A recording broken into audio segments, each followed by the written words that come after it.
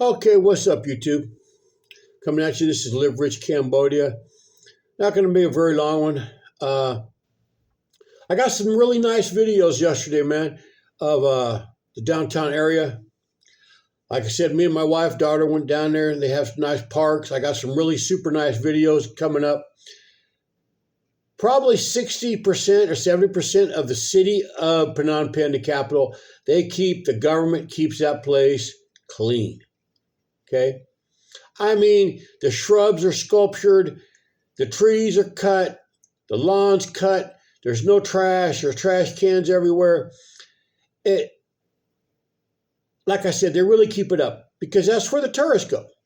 Okay, you're going to see down there when I show these start showing these videos, which I will. I'm going to run them through CapCut because I'm going to say something first before the video. Anyways, you're going to see people are going down there with these cameras and taking pictures because it's a beautiful area, man.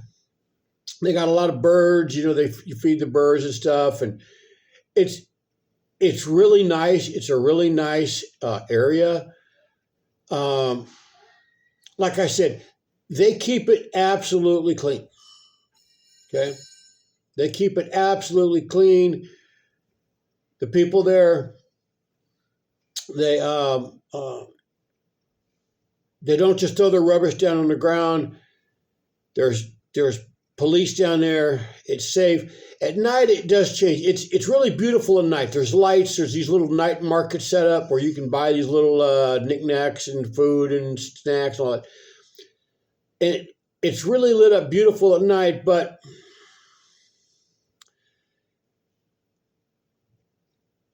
if my wife and daughter go down there with me, it'd be okay maybe. But if I went down there by myself, they got they got people trying to sell guys things down there that, I'm not interested in them.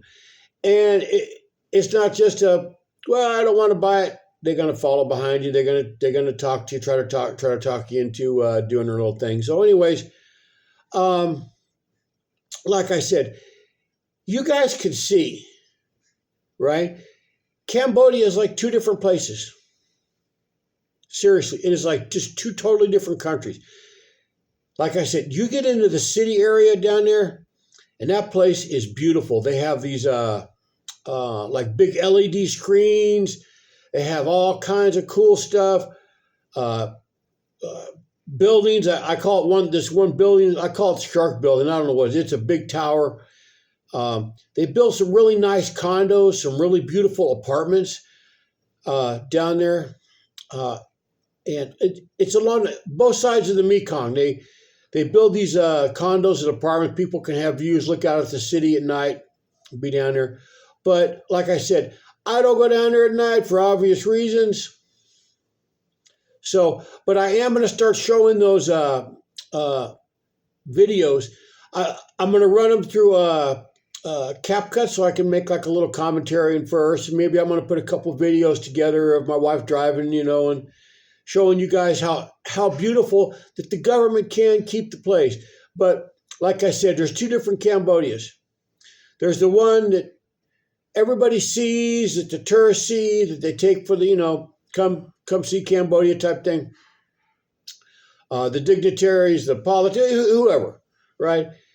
They got that one. And then they got the one, these villages, right? Like where I live in a hell of a nice little subdivision. I'm happy with my house. Okay. The guy that builds these subdivisions, he's an idiot. Okay.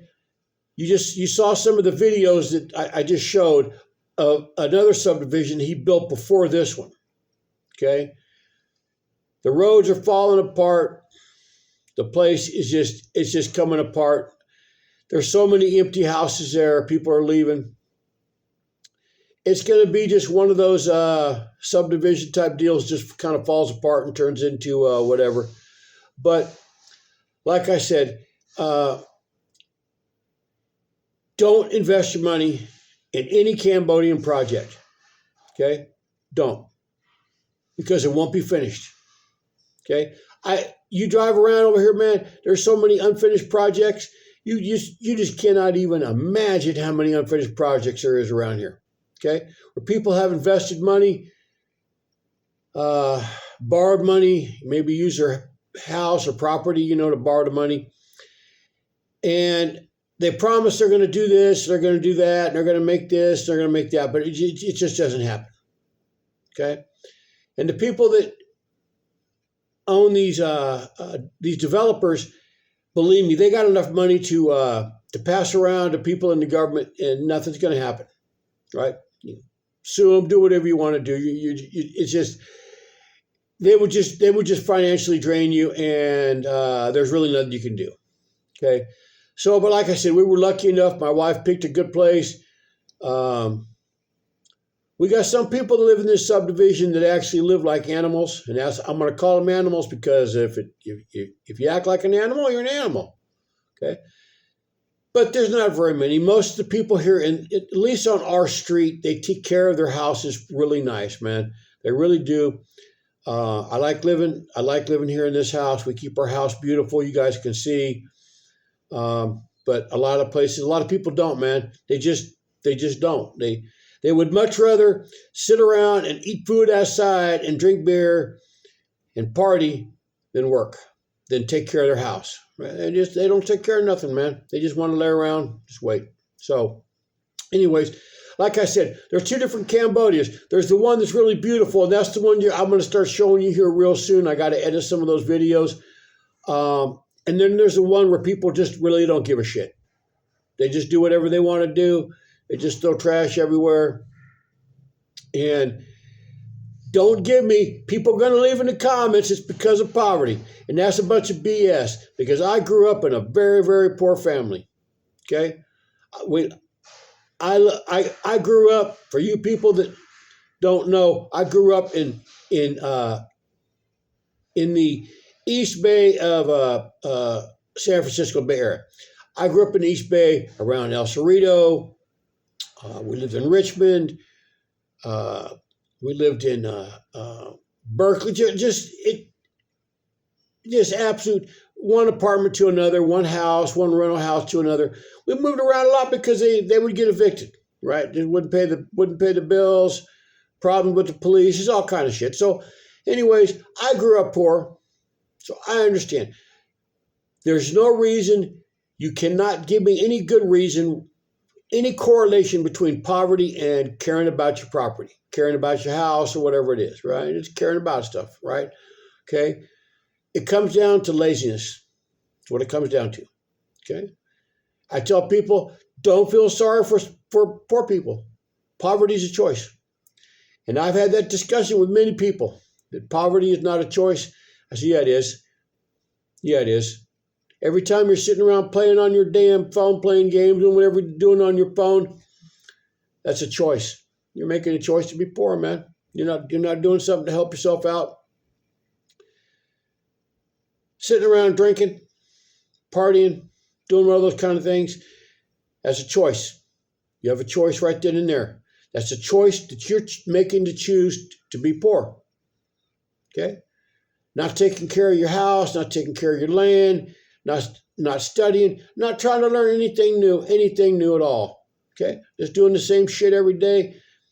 That's a choice you're making. And it's your choice to make, man. You want to live poverty? Live poverty. But don't come crying, try to give me some damn excuse about how feel sorry for those people, because I don't.